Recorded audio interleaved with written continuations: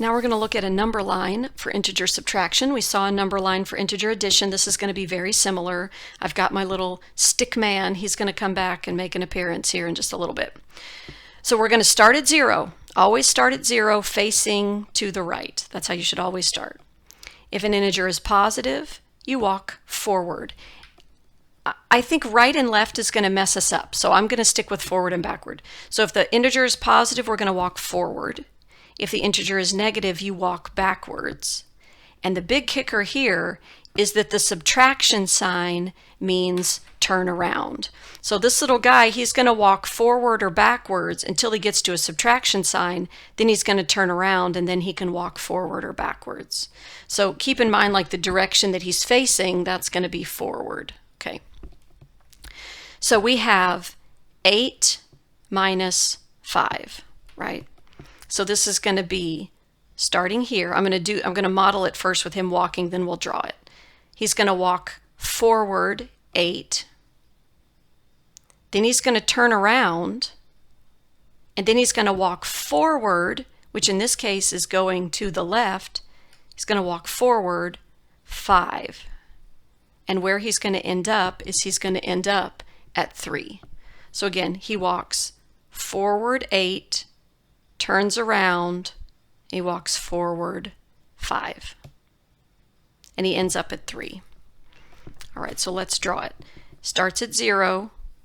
He's going to walk forward 8. Then he's going to turn around, and he's going to come back 5. It's going to end up right there. So this is minus 5. He's going back 8 that he went forward, and he ends up right there. Actually, the answer is positive. So you can see that all the action was over here on the right side of 0, which is why the answer turns out to be positive.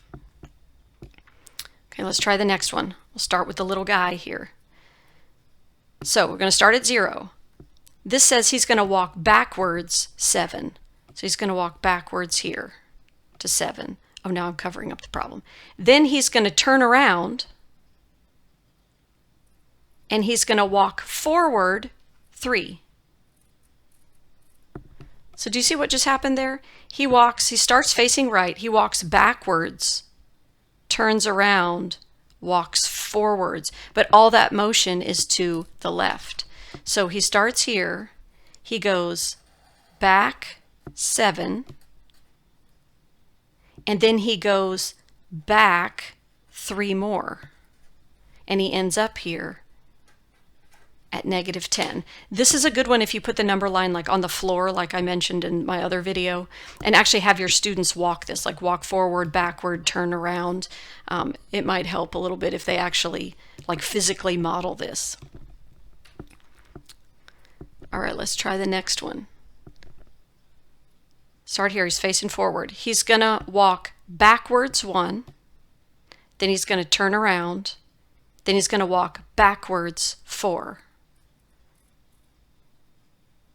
Backwards, turn around, backwards. Let's try it again. Backwards, turn around, backwards. And he's going to end up over here at 3. So he goes backwards 1, then he turns around, and he goes backwards 4. And so actually he ends up going this way. Do you see those 2 minuses? They essentially make a plus, and so that's why we moved to the right direction. So negative 1, turn around, negative 4. It's going to end up at 3. One more. All right, get my little guy ready here. So here he is. He's ready to go. He's facing to the right. He's going to go forward 2. Then he's going to turn around. And then he's going to walk backwards 6. End up right there. Let me show that again. Forward 2, turn around, backwards 6.